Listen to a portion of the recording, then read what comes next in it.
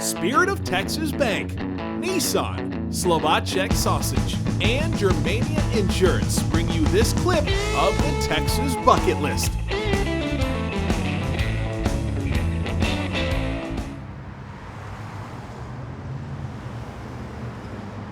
Howdy, and welcome back to the Texas Bucket List.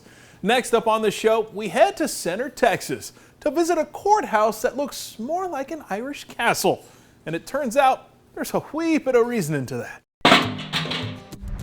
Center, Texas is nowhere near the center of Texas, but it's one-of-a-kind courthouses in the center of the hearts of the citizens of Center.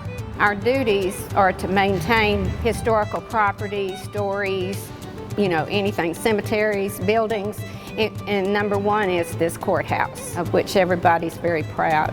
Colleen Doggett chairs the Shelby County Historical Commission, and she took us on a tour of the courthouse with a Celtic connection. Every time I'm in here, I looked up and I'm just overwhelmed with the majesty of it all. I do feel as if I'm in a cathedral. Yeah, truly.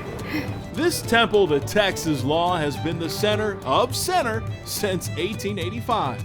And there's a reason it has such a unique look. It all starts with the architect, engineer, and chief builder, John Joseph Emmett Gibson. He wanted to build it in the, like Irish castles that he had seen growing up. Gibson was born in Dublin and immigrated to the States after studying architecture in Ireland's capital city. He then became a mason and had all the tools and techniques he needed to build a behemoth courthouse. Not having the, the electric equipment and the cranes and things that we, use today, it's just amazing to me. With 12 chimneys on the premises, it took over 2 million bricks to build. It cost $26,000 to build when he built it in 1885. It cost $1 million and something to renovate it in the 1980s, Despite being dilapidated for many years, keeping the courthouse was a big concern for Center. There were a lot of history-minded people here who, like me, are descendants of people who came here in the 1830s and 40s and 50s and wanted it to be preserved. Now it's a hub for history. You see these buildings or pictures in a book and it doesn't mean as much to you, but when it's an actual something tangible and you actually can go inside, then you see that history is real. It's not just a story. Not only can you learn about Gibson, you can see some of the tools he used to make the courthouse. And you'll even find a piece of silver specifically placed in a sentimental spot.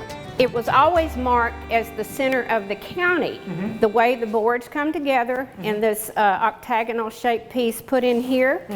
But when the building was renovated in the 1980s, the Daughters of the Republic of Texas purchased an 1885 silver dollar and they placed it in the middle of the floor. This is the center of Shelby County and of Center, Texas. The center of Center. That's exactly right. That's cool.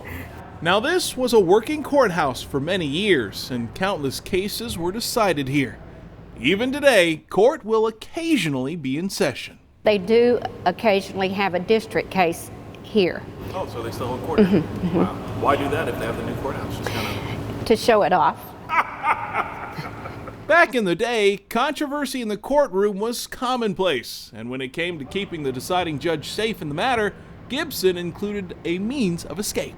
There's an interesting feature I want to show you that modern courthouses, I'm sure, do not have, and that is the judge's escape hatch. Really? In the floor. He could just raise this up, grab his gun and other materials, slither down those stairs, and just hit the road, Jack. Nice. There's quite a bit of history in this historic courthouse, and thanks to the people of Shelby County, it's still here, telling its 130-year-old story, making it well worth a stop on the Texas Bucket List. A lot of the people that worked on this building came with nothing, and they built a town. They had a dream and they brought it to life. It's important for us to remember where we came from, what it was like for them, and that we're just a continuation of this, and we will hopefully we will do a good job and pass it on to our children and grandchildren.